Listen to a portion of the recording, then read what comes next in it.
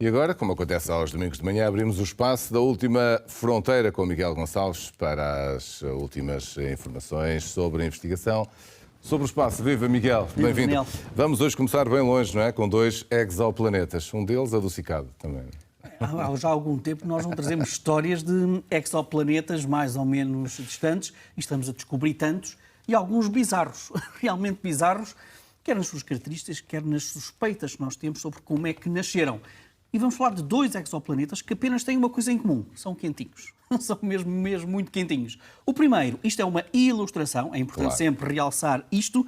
Isto é uma ilustração de um planeta que orbita uma estrela um bocadinho mais pequenina que o Sol, um bocadinho mais fria do que o nosso Sol, a cerca de 544 anos-luz de distância, e estamos perante a ilustração daquilo que é provavelmente o Neptuno, ou seja, o planeta parecido com o nosso Neptuno, mais pesado e mais denso que nós conhecemos até à data. Disse há bocado que são quentinhos, é verdade. Este planeta gira tão próximo da sua estrela, demora apenas algumas horas. Imagina tu, algumas horas a girar à volta da sua estrela, não é? 365 dias como é na Terra.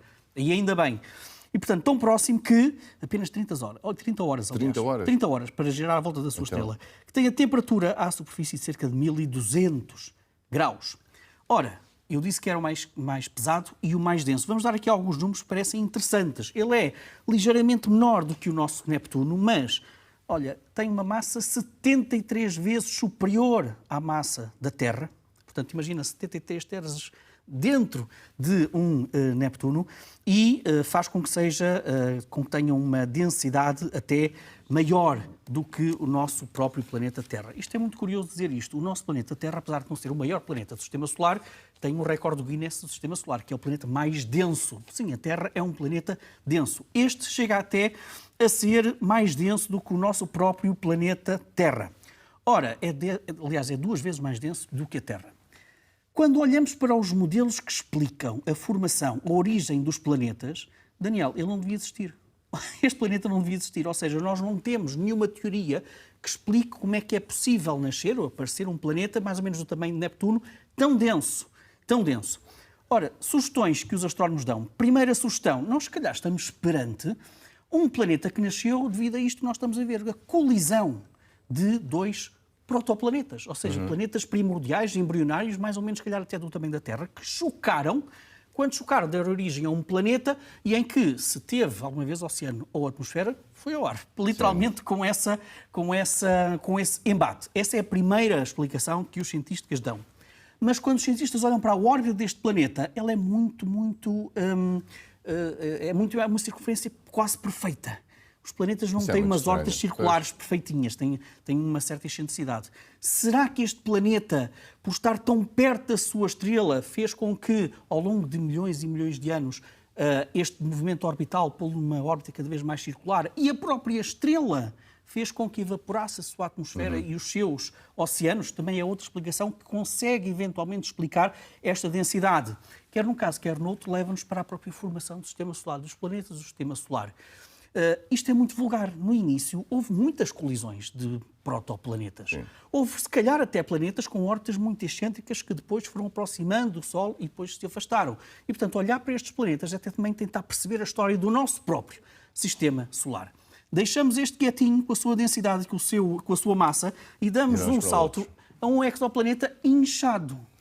Inchado porquê? Porque, de facto, tem uma massa, mas tem um volume muito elevado para a massa que tem, o que faz com que seja, tu falaste há bocado de um planeta adocicado. É verdade, vamos falar de um planeta que tem uma densidade eventualmente mais baixa do que um marshmallow. É mesmo fofinho, este exoplaneta.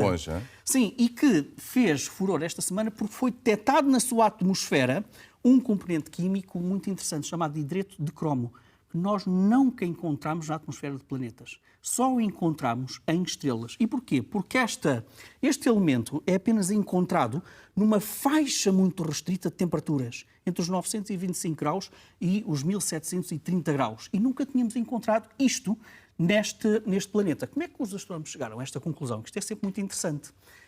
E a técnica é muito interessante também. É que quando a luz da sua estrela passou pelas camadas mais elevadas da atmosfera deste planeta, esta luz brincou, digamos assim, interagiu com a química dessa atmosfera. E, portanto, a luz que sai depois da atmosfera deste planeta e que chega até aos nossos instrumentos aqui na Terra, mostram-nos exatamente quais são os modelos químicos, os elementos químicos que batem certo com esta brincadeira, com esta interação entre a luz da estrela e a atmosfera do planeta. E, portanto, o hidreto de cromo encaixa muito bem ali. Se tivesse uma temperatura mais elevada, só iríamos encontrar cromo. Se tivesse uma temperatura mais baixa que os 925 graus, tínhamos outro tipo de ligações atómicas que não necessariamente o hidreto de cromo. E, portanto, estamos a falar de um planeta que tem uma massa inferior a metade da massa de Júpiter, mas é cerca de 1,5 vezes mais largo do que o próprio Júpiter. Lá está, temos um planeta fofinho, um planeta inchado, um planeta marshmallow. E, portanto, é outro dos exoplanetas excêntricos que nós damos a conhecer esta semana. Muito bem, avançamos agora para outro tipo de exploração mais próxima. De resto, ontem a Índia começou uma missão solar, não é? Pouco depois de ter chegado ao Polo Sul da Lua, não é? E a missão já transmite dados, não é? Sim. Os chineses também já estão a transmitir. Ou a latitudes elevadas, que é como se agora dizer, latitudes elevadas, ela não aterrou propriamente no Polo Sul da Lua, mas a latitudes muito elevadas, quase próximos do Polo Sul da Lua, mas de qualquer forma são os primeiros dados que nós temos da própria superfície de latitudes tão elevadas. Dessa latitude. E um dos instrumentos que esta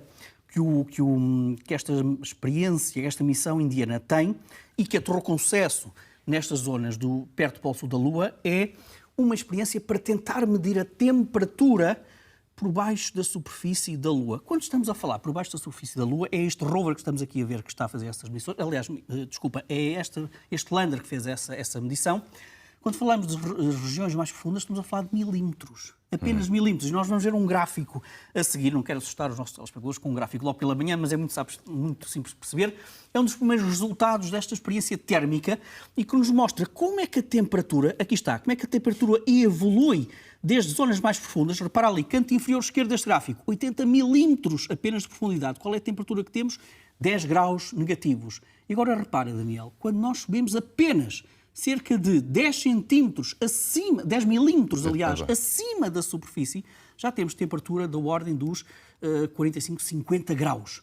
Ou seja, nós temos uma diferença de temperatura muito elevada entre milímetros abaixo da superfície e milímetros acima da superfície da Lua. Isto é expectável. Nós também tínhamos este tipo de medições na altura das missões Apolo, na zona equatorial da Lua, não com diferencial tão elevado. Na Terra acontece exatamente a mesma coisa.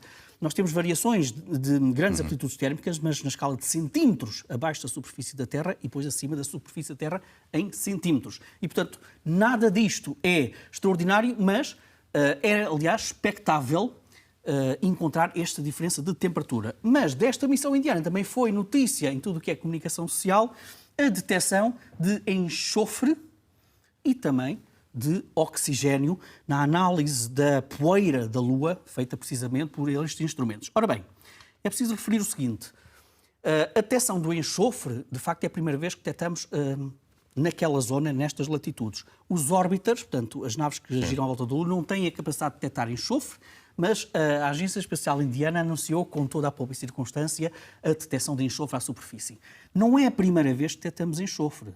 As rochas da Apolo, do tempo da Apolo, da missão Apolo, tinham também registros de enxofre que nós conseguimos medir aqui na Terra. Mas para além do enxofre foi também encontrado alumínio, cálcio, crómio, ferro, manganês, oxigênio, titânio e silício. Tudo aquilo que nós também já encontramos na Lua, porque são elementos relacionados com vulcanismo. E nós sabemos que a Lua tem vulcanismo. Atenção que este oxigênio não é cheirar aquela poeira. Não, é oxigênio que está preso em minerais que ainda temos de tentar perceber como é que os extraímos. Depois damos um salto da missão indiana para a chinesa, porque também está do outro lado da Lua, é a primeira missão que está do outro lado da Lua e também mostrou, utilizando o seu radar, conseguiu reparar que abaixo dos 90 metros de profundidade há todo um conjunto de camadas bem distintas na subsuperfície da Lua, que mostram períodos diferentes de forte vulcanismo na Lua. Nós sabemos que a Lua teve muito vulcanismo se calhar até durante um período mais extenso que aquilo que pensávamos e mais intenso. Aqui temos também do outro lado da Lua, aquele que nós não conseguimos ver diretamente a partir da Terra, na missão chinesa Chang'e 4, a confirmarmos que, de facto, há toda uma história de vulcanismo por baixo da superfície da Lua.